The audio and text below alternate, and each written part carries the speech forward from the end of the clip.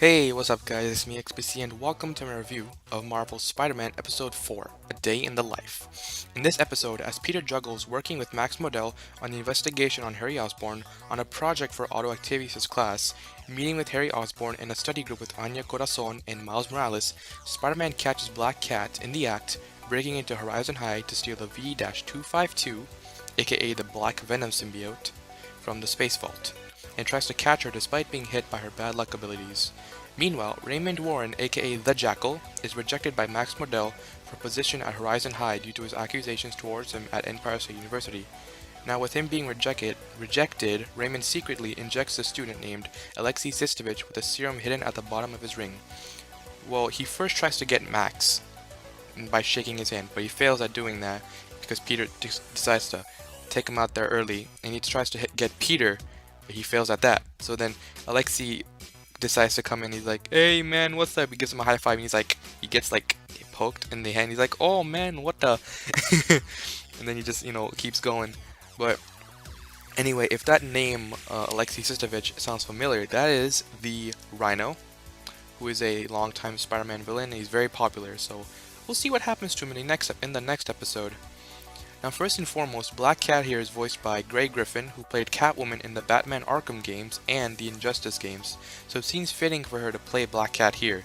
Now, in regards to the character Black Cat herself, I think that this is an interesting new take on her, who is not only a cat burglar here, but she seems to have her own bad luck superpowers, which she can activate by her eyes flashing into cat-like slits.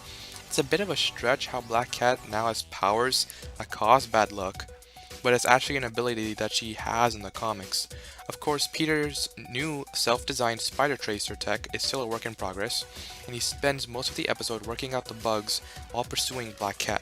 That being said, Grey Griffin is well suited to play the longtime Marvel thief turned anti-hero. Black Cat's new design is a nice modern update of the character that still pays homage to her classic iconic look. The final verdict here is that once again, the writers are doing a very good job at playing the long game by setting up characters and building long-term stories and conflicts for the show. Not to mention, the series is building a nice set of classic villains of the Spidey Rogues gallery for Spider-Man to face. Some of Black Cat's thefts are seemingly random, like she tries to get a cell phone and a sweet car and a comic book, but there isn't the impression that has a boss that she's working for. Not to mention, the way the story is set up for the Venom saga is especially exciting. But again, the writers are constantly reminding us that Peter is a science nerd, and they're incorporating Peter's knowledge as a science geek into his crime fighting as Spider-Man.